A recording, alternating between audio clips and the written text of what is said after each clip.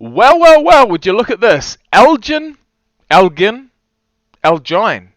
Who fucking knows? Number 22 on the list of the top 30 NBA players of all time, as voted by www.complex.com. Now I'm going to say that they're pop culture type. I'm going to say they're all over the place. To be fair, they're certainly not, all about the NBA. But I'm hoping that the person who authored this list does know somewhat about the league. Either way, I'm trusting complex.com. And what we have here is the number 22nd best NBA player of all time, Elgin Baylor. And what we're going to do is react to him until I'm impressed. Prior to that, we will read his blurb, then we'll go to YouTube, look up his highlights, and have a wee look. It looks as if he's playing for the Lakers, and it also looks as if he's playing in the fucking 30s. Well, he was actually playing in the 50s and 60s, would you believe? Elgin Baylor never won a ring.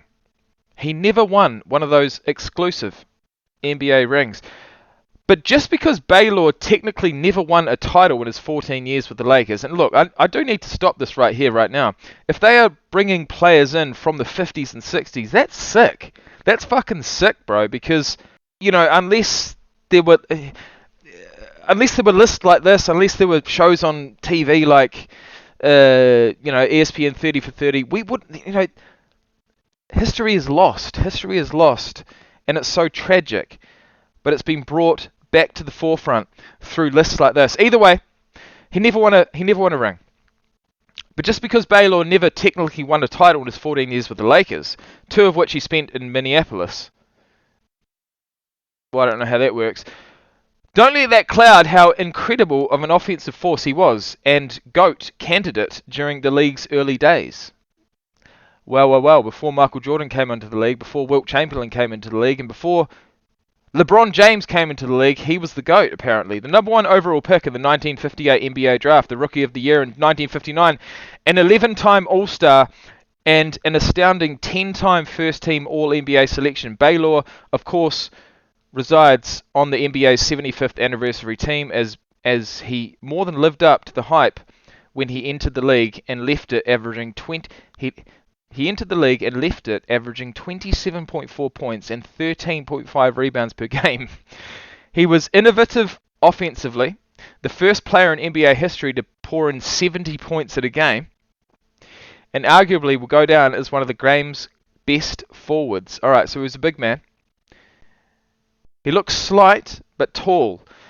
A no-brainer Naismith Hall of Fame inductee in 1977, and the more times I see this name mentioned, the more times I think that that's most probably the NBA Hall of Fame, right? I don't know who that guy is. I feel like we're probably going to look at that further on in the list. But either way, 1977 he was inducted. I'm sorry guys. The only thing missing from his sterling resume was a championship, and that's tragic. Technically, Baylor earned one since he was part of the 1971-72 Lakers squad that won it all, but he only played 9 games that season, retiring well before the playoffs started because of a nagging knee injury at age 37. Okay, so that was one of his last seasons. He played 9 games during the season. He got a ring. He did get a ring. What are you talking about? Technically never won a title. What are you talking about, bro? He was part of he's part of the squad, part of the season. He got a ring, surely. Regardless of whether you consider Baylor a champion or not, well, I'll tell you what. I'm not an NBA fan, but I consider him a fucking champion, I'll tell you that. Know that another immortal on this list thinks Baylor deserves way more props than he receives. Who do I think was the greatest? Oscar Robertson once said. This might shock you. Elgin Baylor. I'd love to see some of today's greats playing against Elgin. They couldn't guard him. Nobody could. And I don't know how tall he is. Let's have a look at his picture there. Because he seems as if he's fucking long, isn't he? Look at him. The LA Lakers versus Boston Celtics. What a matchup it is. I don't know the history, but what I can say is that let's look him up. Well, would you look at that? All you got to write in is Elgin. Who knows? Elgin Baylor highlights. Boom. First video on the list. Let's go. Best career highlights. I don't mind it. Fuck, we got some black and white. Oh my god, look at him. Dominating in the paint. Oh, he's got a mid-range jumper too. Got some rebounds. I mean, he averaged fucking 20 and 13 or something like that. Bit of a sky hook. All right, am I impressed? Am I impressed? That's the question. Oh, if he had to slam that in, I might have been.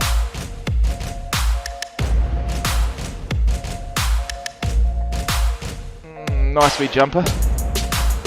Nice wee backwards something. From the baseline. Okay. Alright. What do we got here?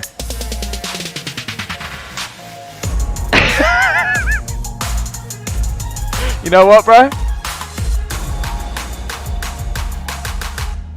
Oh, he's got the steal. He's got the...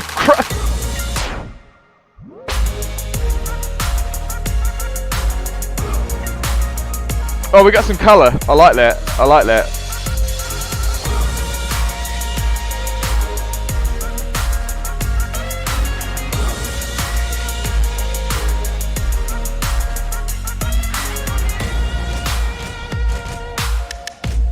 Bit of a Michael Jordan up and under. Look at that. Oh, nice pass. I need to see a big slam. What are we going to see here? Slam it down. All right. Nah, I'm impressed. I'm impressed. Thanks for watching, guys. That's what you get in the 50s and 60s, and I'll see you soon.